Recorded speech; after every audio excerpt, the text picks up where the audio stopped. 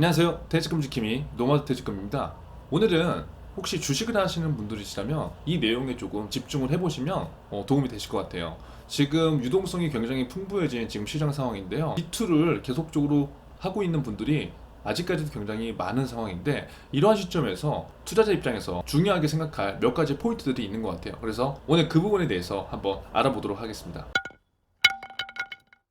요즘에 굉장히 주식 관련된 또 부동산 관련된 이야기들이 굉장히 많이 나오는데, 오늘 이제 갖고 온 기사는 이거예요. 최근에 지금 반대 매매가요, 한 달 사이에 지금 두 배나 이제 급증이 됐다는 거죠.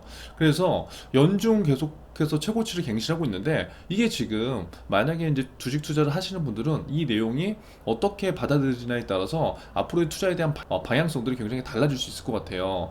자, 지금 내가 부동산 자산 가치가 너무 올라가고 있는 상황에서 나는 집이 없어. 나는 집이 없어서 나는 그래서 주식 투자라도 지금 하는 거야. 그런데 주식 투자도 하려고 해도 내가 지금 사회 초년생이야. 그리고 20대 뭐 30대 초반이야. 그러니까 목돈이 없기 때문에 내가 여기서 약간의 신분 상승, 뭐 일종의 뭐 이런 걸 하기 위해서는 나는 한번 베팅을 크게 해야 돼.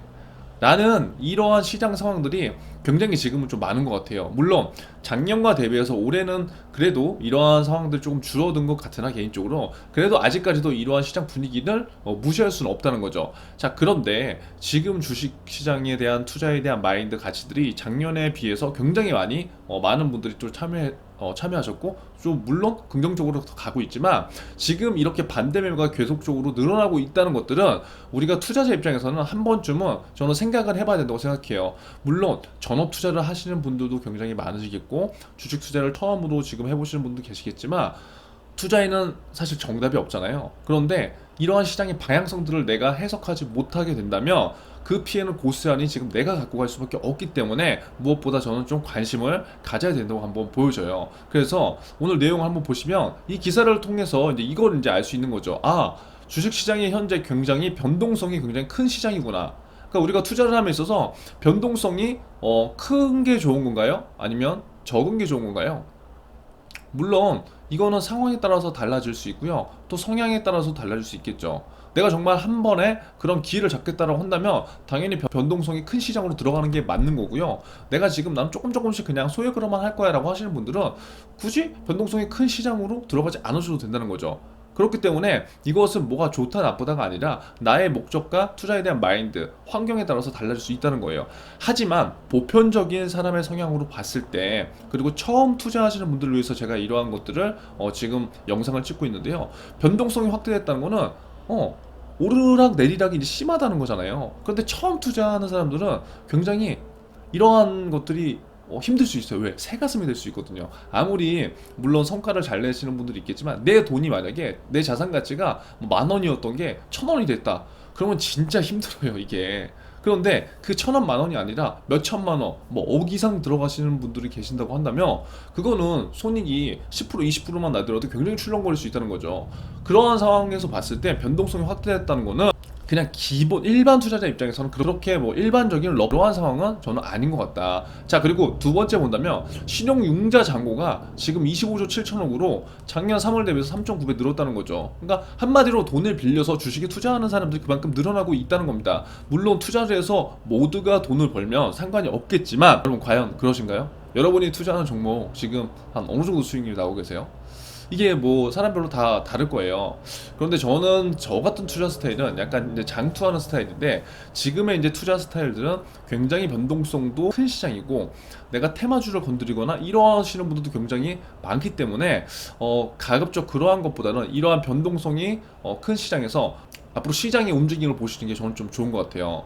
자, 여기 기사에 나와 있는데, 자, 코로나로 개인 투자자들의 B2가 뭐죠? 빚내서 지금 투자한다고 막 하잖아요. 그래서 지금 제가 이제 대출에 대한 얘기도 있지만, 부동산만 지금 영끌을 하는 게 아니라 주식도 빚내서 투자하는 사람들이 많다고요. 그러면 뭘 하겠어요? 실용대출을 지금 땡기겠죠. 그런데 지금 기존에는 1금융권에서 이런 것들이 가능했는데 지금 점차적으로 막히고 있고, 2금융권도 제한이 걸리고 있는 상황이라는 거예요. 근데 그러한 상황에서도 지금 계속해서 B2 거래가 급증한 가운데, 자, 중요한 거, 대출을 갚지 못해 증권사가 주식을 강제로 매도하는 반대 매매가 급증하고 있다는 거예요. 그래서 지금 물론 반대매매라는 개념을 아시는 분들도 많이 계시겠지만 그냥 쉽게 생각하면 이런 거겠죠. 우리가 증권회사에서 돈을 이제 빌리는 거예요. 돈을 빌리는데 나 언제까지 갚을 거예요라고 했는데 그 기간 동안에 내가 돈을 만약에 못 갚았어. 그러면 그거에 대한 것들을 그냥 다 매도 처분한다는 소리예요. 이렇게 쉽게 그냥 이해를 하시면 될 것 같아요. 그럼 잘 보세요. 자, 거래가 급증하는 가운데 B2의 거래가 급증하는 가운데 왜 대출을 갚지 못할까요? 그러니까 지금 주식시장의 뭐 자산 가치가 계속적으로 우상향이 되고는 있고 지금은 약간 횡보의 시기지만 지금 그렇다고 해서 내가 투자한 종목들이 다 우상향했던 건 아니거든요. 그래서 사람들이 상대적 박탈감이나 이러한 자산의 가치를 증대시키기 위해서 빚을 내서까지 인생에 지금 모험을 하고 있는 그러한 상황인데 그렇게 거래가 급증한 상황인데 대출을 갚지 못했다는 거예요. 그러니까 한마디로 증권사에서 돈을 빌려서 투자를 한 거죠. 왜 그래요? 아, 나 한번 해야 되거든. 나 옆에 우리 김대리도 지금 주식 수익률 200% 났대. 부동산도 올라갔어. 나는 부동산은 근데 아야 좀 안 될 것 같아. 그래서 난 주식이라도 조금 그래도 한 50% 100% 수익률 한번 내볼까? 이런 생각을 했는데 내 자본이 작어. 그럼 어떻게 되냐? 돈을 빌려야 되겠죠. 근데 뭐 친구한테 빌릴까요? 눈치 보이죠. 그래서 증권사에서 그냥 빌리는 거예요. 내가 거래하고 있는 데서. 그런데 그 돈을 지금 갚지를 못하는 상황이 발생됐다고요. 왜? 주가의 흐름이 상승과 하락을 뭐 이렇게 왔다 갔다 할 수도 있는 거고 내가 지금 들어간 종목이 빠지고 있는 상황이 올 수도 있는 거잖아요. 그렇게 되니까 지금 내가 갖고 있던 자산으로 이러한 것들을 넘길 수가 없는 거죠. 자, 그래서 지금 금융당국에서 계속 가계부채를 걱정하는 게 이렇게 비투를 하게 됐을 때 자산의 가치가 상승이 되면 문제가 없지만 하락이 됐을 때는 이러한 일들이 분명히 일어날 수 있다는 거죠. 그런데 지금 문제점은 뭐다?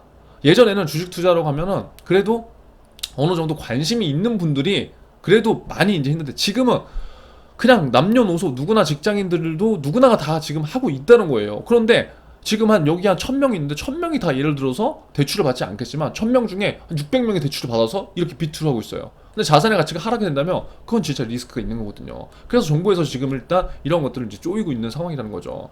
자, 그런데 여기서 보면 지난달에 증시 변동성이 지금 확대되면서 우리는 또 뭘 알 수 있어요? 아, 지난달에 증시 변동성이 좀 더 추렁추렁했네. 그러면서 반대 매매도 큰 폭으로 늘어났다는 거예요. 그래서 투자자들의 손실이 이루어지고 있는 상황이다. 그래서 반대 매매가 지금 반대 매매로 투자 손실이 이루어지고 있는 상황일 거라는 거를 우리가 인지하고 있어야 되는 거고요. 자, 7월 기준 일평균 반대 매매 규모가 42억 정도였는데 지난달에 84억. 이거 엄청나게 지금 늘은 거잖아요. 그러니까 생각만큼 투자가 지금 잘 되고 있지는 않다는 거예요. 물론 잘 되고 계신 분들도 계시겠지만요. 자, 그래서 신용거래가 늘어나면 주가 급락 시에 담보유지 비율이 기준에 미달되면서 반대매도 물량이 지금 증가된다. 또다시 주가가 급락하는 연쇄작용이 일어나서 투자 손실이 또 일어날 수 있다. 계속해서 연쇄작용이 일어날 수 있다는 거죠. 그런데 지금 이러한 상황에서 어떻게 돼요? 1금융권들이 대출을 지금 옥죄고 있죠. 그리고 금리 올린다고 막 하잖아요. 그러니까 이래버리면은 사람들이 버틸 힘이 없어서 다 던질 수밖에 없는 상황이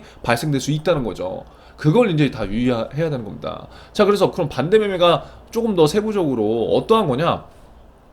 뭐 이렇게 다시 한번 보면 될 것 같아요. 기사가 잘 나와 있는데 예를 들어서 내가 이제 1000만 원을 투자한다고 하는 거예요. 1000만 원인데 그 1000만 원이 오로지 내 그냥 자본이 아니라 내 돈 450만 원, 이거 융자금 빚이 550만 원 이렇게 이제 들어갔다는 거죠. 왜? 450만 원으로 투자를 했을 때와 내가 550을 썼을 때 레버리지를 썼을 때의 그 투자에 대한 수익률과 다른 거니까요. 그래서 예를 들어서 주당 10,000원인 주식을 1000주를 이제 산 거예요. 그러면 이제 1000만 원이 되겠죠. 1000만 원 계좌 평가 금액이. 그런데 이렇게 샀는데 요 날짜 지나서 딱 보니까 오 대박 빠졌어. 아, 짜증나. 주가가 7,300원이에요. 그래서 만약에 이렇게 빠지게 되면은 담보 이제 유지 비율이 있잖아요. 그 담보 유지 비율이 예를 들어서 140% 이하로 하락한다. 140% 이하로 하락하게 되면은 추가 담보를 요구해요. 그게 여기 보면은 약 70만 원 정도, 이 금액에서는 한 70만 원 정도를 이제 요구를 하는데 이 70만 원을 만약에 납입을 하지 못하게 된다. 잘 보세요. 그러면 내가 예를 들어서 요 정도가 지금 있는데, 그러니까 지금 금리가 오르는 것도 왜 무섭냐고 한다면 돈이 많은 분들은 상관이 없어요. 근데 일반 서민분들은 만약 빚을 내서 만약에 이렇게 투자를 하게 된다면 이 70만 원 이게 지금 550만 원을 550만 원의 레버리지 효과를 불러일으켰을 때 70만 원인 건데, 이게 만약에 5,500만 원, 5억 5천만 원 된다면 이 금액 이자 자체가 얼마예요? 담보금이 엄청나게 크잖아요. 근데 이거를 담보 못하면 반대매매가 지금 이뤄지는 현상들이잖아요. 그래서 이제 이게 무섭다는 거죠. 그래서 만약에 이 증거금을 내가 만약에 이 추가 담보를 70만 원을 못 놨어. 그럼 어떻게 되느냐? 전날 종가 7천 원에 80%인 5,600만 원으로 그냥 매도 산정 때려서 그냥 반대매매 들어가 버린다는 거예요. 그러니까 지금 굉장히 리스크를 한 거죠. 그래서 지금 이러한 상황들이 계속적으로 벌어지고 있다. 자, 그렇게 된다면 주식 투자를 하시는 분들 중에서 이러한 고민을 저는 좀 해보셨으면 좋겠어요. 뭐냐? 지금 만약에 초보라든가 사회 초년생 분들이시라면 지금 투자를 안 한다고 죽는 건 아니다. 저는 개인적으로 그렇게 생각해요. 그리고 저는 첫 투자가 굉장히 전 중요하다고 생각해요. 첫 투자. 그리고 주식도 마찬가지고 부동산도 마찬가지고 전문가분들은 물론 다 있겠죠. 저는 이 분야에 대해서 전문가는 아니에요. 하지만 나름대로의 투자의 원칙과 방향성을 명확하게 갖고는 있죠. 하지만 어떠한 전문가분들의 얘기만 듣고서 그냥 이러한 과정이 생략되고 이 투자 자산에 이 투자 테마 종목에 이 부동산 입지에 무조건 투자를 하세요. 이 결과만 우리가 놓고 해석을 한다 보면은 그 과정상에서 분명히 나한테 좋지 않은 결과가 나올 때도 있다는 거예요. 그래서 저는 가급적 지금 이러한 시장 상황은 변동성이 큰 시장이고, 이 변동성이 큰 시장은 어떻게 보면은 만약에 자산이 많으면 변동성이 커도 상관이 없어요. 그냥 버티면 돼요. 버티면 몇 년. 하지만 내 자산이 얼마 없거나 이익을 내서 투자했다면 얘기가 달라지는 거라고요. 이게 버틸 수가 없어요. 힘들어요.